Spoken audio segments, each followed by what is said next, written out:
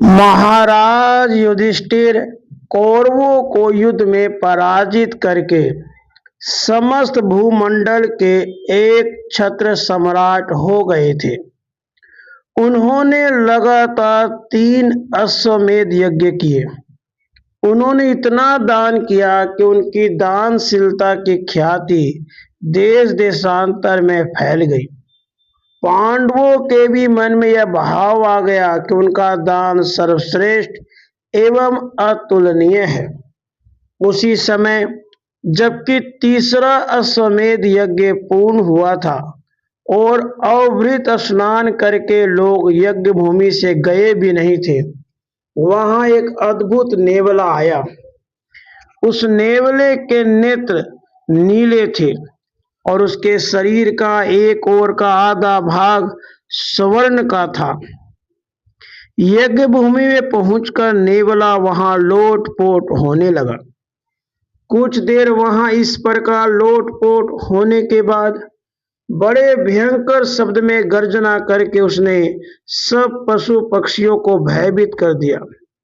फिर वह मनुष्य भाषा में बोला, पांडवों, तुम्हारा यह यज्ञ विधि पूर्वक हुआ, किंतु इसका पुण्य फल कुरुक्षेत्र के एक उच्च वृत्तधारी ब्राह्मण के एक से सत्तू के दान के समान भी नहीं हुआ।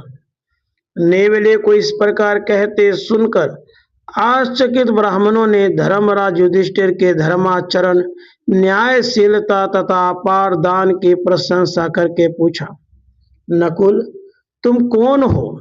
कहां से आए हो? इस यज्ञ की निंदा क्यों करते हो?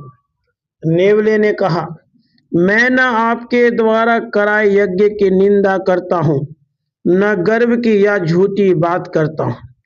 मैं उस ब्राह्मण की कथा आपको सुना रहा हूं। कुछ वर्ष पहले कुरुक्षेत्र में एक धर्मात्मा ब्राह्मण रहते थे। उनके परिवार में उनकी पत्नी, पुत्र और पुत्रवधू थी। वे धर्मात्मा ब्राह्मण किसानों के खेत काट लेने पर वहां गिरे हुए अन्न के दाने चुन लेते थे और उसी से अपनी तथा परिवार की आजीविका चलाते थे। एक बार घोर दुर्भिक्ष पड़ा। ब्राह्मण के पास संचित अन्न तो था ही और खेतों में तो बोया हुआ अन्न उत्पन्न ही नहीं हुआ था। ब्राह्मण को परिवार के साथ प्रतिदिन उपवास करना पड़ता था। कई दिनों के उपवास के बाद बड़े परिश्रम से बाजार में